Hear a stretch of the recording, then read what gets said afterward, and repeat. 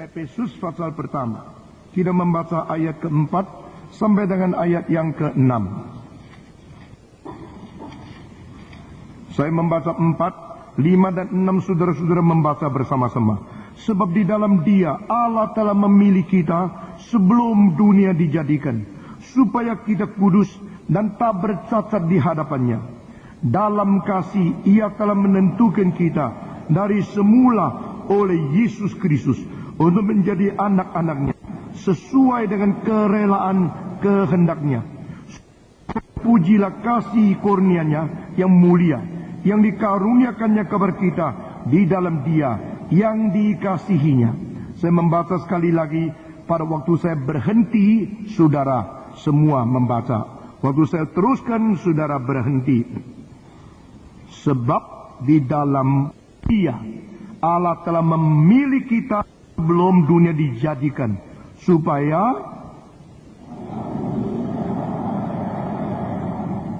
dalam kasih Ia telah menentukan kita dari semula oleh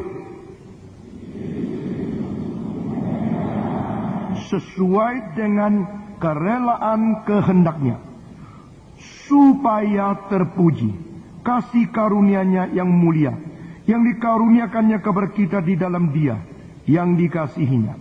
Sekarang saya membaca lagi sekali 4-6 dengan cara baca yang lain lagi. Kalau saya salah, langsung saudara koreksi. Saya akan membaca sengaja dengan istilah-istilah yang lawan atau salah.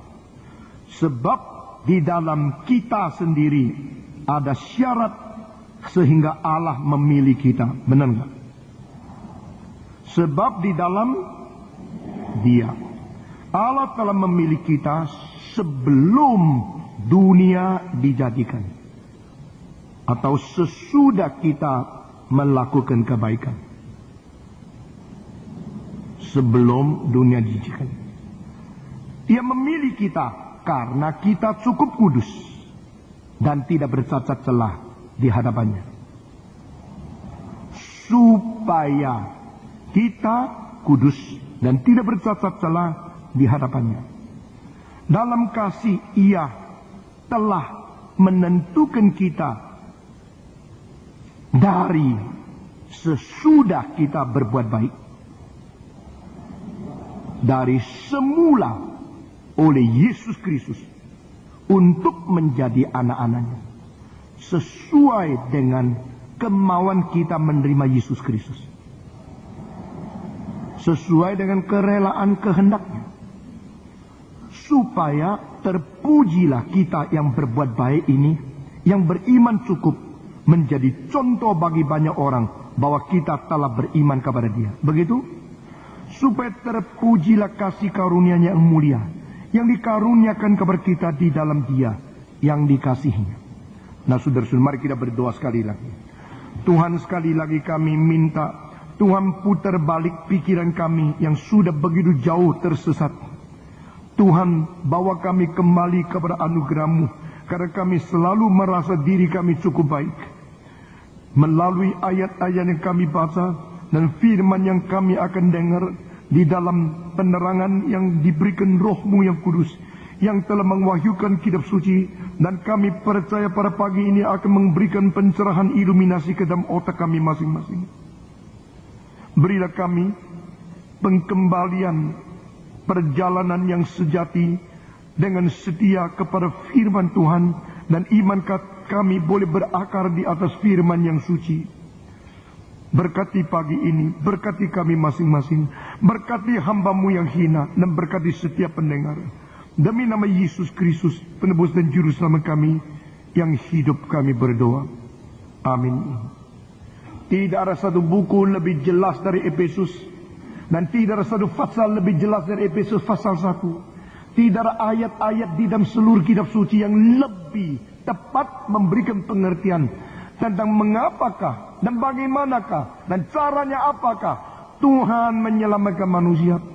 Saudara-saudara sekalian, di dalam ayat 3, 4, 5, 6 yang kita baca, saudara-saudara, khususnya 3 ayat yang kita baca disambung sampai ayat ke-11, kita melihat begitu teosentris, sifat daripada seluruh bagian ini yang disebut sebagai teosentris, yaitu berpusat kepada Tuhan Allah, bukan berpusat kepada manusia. Saudara-saudara, orang biasa mengatakan kalau saya berbuat baik, maka Allah tidak bisa berbuat apa-apa, kecuali dia harus buka pintu supaya masuk ke dalam surga. Jikalau saya memang sudah baik, kalau saya berbuat baik, maka saya pasti diterima oleh dia. Itulah semacam pemikiran daripada otak-otak yang sudah dijermuskan dan sudah dicemarkan oleh dosa. Saudara-saudara, lalu dari pikiran anthropocentris, human-centered mentality, keluar agama-agama, kalau aku berbuat baik, maka aku akan mendapatkan tempat yang baik di sisi Tuhan. Jika aku berbuat baik, aku akan diterima oleh Tuhan Allah. Jikalau aku berbuat baik, aku akan diterima. Aku akan masuk ke dalam bahagia kekekalan. Saudara-saudara, agama Kristen dari semula sampai akhir memberikan kepada kita satu jawaban no. Absolutely no. Definitely no is possible. Tidak ada kemungkinan kita diperkenan Allah. Berdasarkan di dalam diri kita mematakan sesuatu untuk berkenan kepada dia. Saudara-saudara, siapakah saya ini? Siapakah engkau ini? Kita semua adalah manusia yang begitu jauh dari Tuhan, begitu jelek adanya. Segala sesuatu yang disebut moral, etika dan kebajikan kita selalu mempunyai motivasi yang kurang baik adanya. Waktu kita melakukan kebaikan, kita telah menghitung kalau saya berbuat baik, itu akan mendapatkan kehormatan dari orang lain kepada saya. Kalau saya menolong orang lain, adalah karena saya menolong orang lain, itu menjadikan saya bernama baik. Saudara-saudara, di dalam hati sedalam-dalamnya mempunyai motivasi campuran dan sesuatu yang hanya Tuhan Allah bisa lihat. Saudara-saudara, itu sebab orang Kristen harus mengerti kitab suci. Kita bukan melihat segala sesuatu dari pandangan diri sendiri. Kita bukan melihat sesuatu dari pandangan ukuran manusia universal. Kita bukan melihat sesuatu dari standar orang-orang masyarakat di mana kita berada. Saudara-saudara, mau mendapatkan pujian dari banyak orang itu gampang. Karena banyak orang mempunyai standar yang tidak terlalu tinggi. Mendapatkan semacam persetujuan dari orang itu gampang. Karena mereka begitu mempunyai sesuatu yang jauh dari standar yang ditetapkan oleh Tuhan. Saudara-saudara sekalian, agama Kristen dan iman kepercayaan di dalam Yesus Kristus seluruhnya berdasarkan apa yang menjadi standar Tuhan Allah. Apa yang menjadi takhta Tuhan melihat dari tatanya. Apa yang menjadi ukuran yang ditetapkan oleh Tuhan sendiri. Saudara-saudara, itu sebab agama-agama yang menganggap saya sendiri bisa menolong saya sendiri.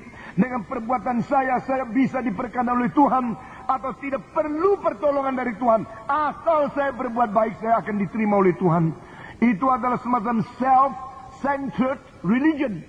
Agama yang berpusat pada diri sendiri. Agama yang bergantung kepada kekuatan sendiri. Agama yang membuat selalu standar dari diri sendiri. Dan itu semua ditolak di dalam kitab suci. Di hadapan Tuhan Allah tidak ada satu orang yang tidak terjerumus seluruhnya di dalam dosa. Di hadapan Allah tidak ada satu orang yang sanggup dengan kekuatan kebajikan sendiri menolong diri sendiri. Di hadapan Tuhan Allah tidak ada satu orang yang mempunyai syarat cukup untuk diperkenan oleh Tuhan. Saudara-saudara sekalian, jikalau kita menganggap diri cukup baik, itu adalah sebab kita belum berjumpa dengan Tuhan. Jikalau kita menganggap diri cukup menyelamatkan kita, adalah karena kita belum mengetahui syarat yang ditetapkan Tuhan itu bagaimana. Saudara-saudara, Tuhan berkata di dalam dunia tidak ada satu orang yang baik, seorang pun tidak ada. Di hadapan Allah tidak ada satu orang berbuat baik, tidak ada seorang yang sempurna, tidak ada satu orang mencari Dia. Saudara-saudara, istilah saya mencari Allah itu keluar dari mulut manusia. Tetapi apa yang keluar dari mulut Allah adalah, aku melihat ke bumi, adakah yang mencari aku? Akhirnya Tuhan mengatakan, seorang pun tidak mencari saya. Agama-agama mencari apa? Agama-agama mencari keselamatan, mencari jalan keluar daripada dosa, mencari semacam kebebasan daripada sesuatu kutukan yang sudah berada di dalam hatinya. Agama-agama mencari satu perlindungan, sesuatu peristirahatan karena kekacauan, kerisauan daripada jiwa. Agama-agama mencari hoki, mencari ping'an, mencari sesuatu penyuapan hati nurani. Karena manusia sadar manusia berdosa. Itulah sebab di dalam agama